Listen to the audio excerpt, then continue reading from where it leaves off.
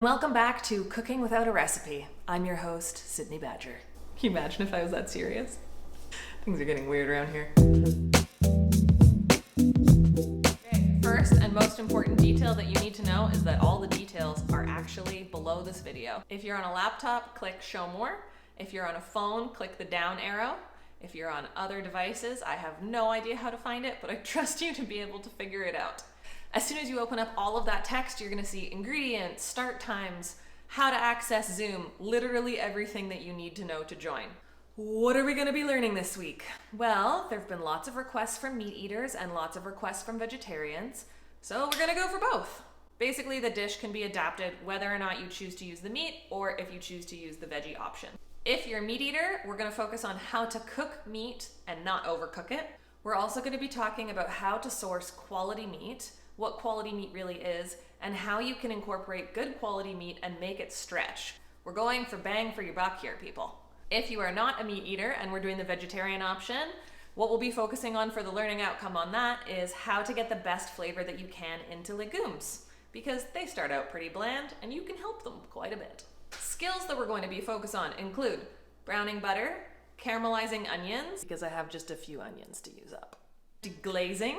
Deglazing sounds fancy, doesn't it? It kind of is. You should probably come find out how to do it. The only ingredient I want to make note of is the squash. So what we're aiming for here is doing a roasted squash so that we have a bowl made of a vegetable to put our finished dish into.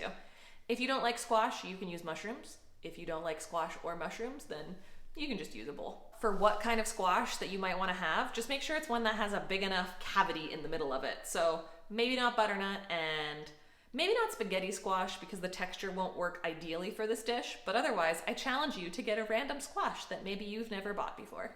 Butternut, This is a kabocha squash. I just learned how to say that today. I've literally bought this maybe 5 times in my life. Really, just grab whatever you have access to.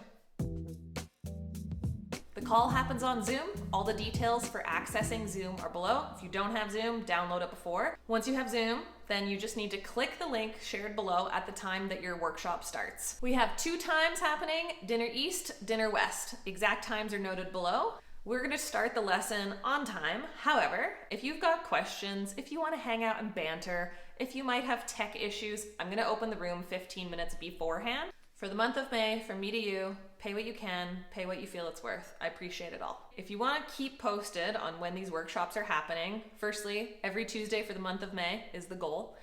And to keep in touch on the details, we have a few options depending on your technology of choice. You can follow on social media. You can join the mailing list. If you like YouTube, you could subscribe to this channel. If you want to help spread the word, that would be sweet. The more the merrier. I think sending this video to people is probably the easiest way to go, just because all of the ingredient lists and how-to stuff is connected with the video. It's a one-stop shop. All right, I'm stoked to cook with you all. See you next week or the week after that, or for all of the weeks in May.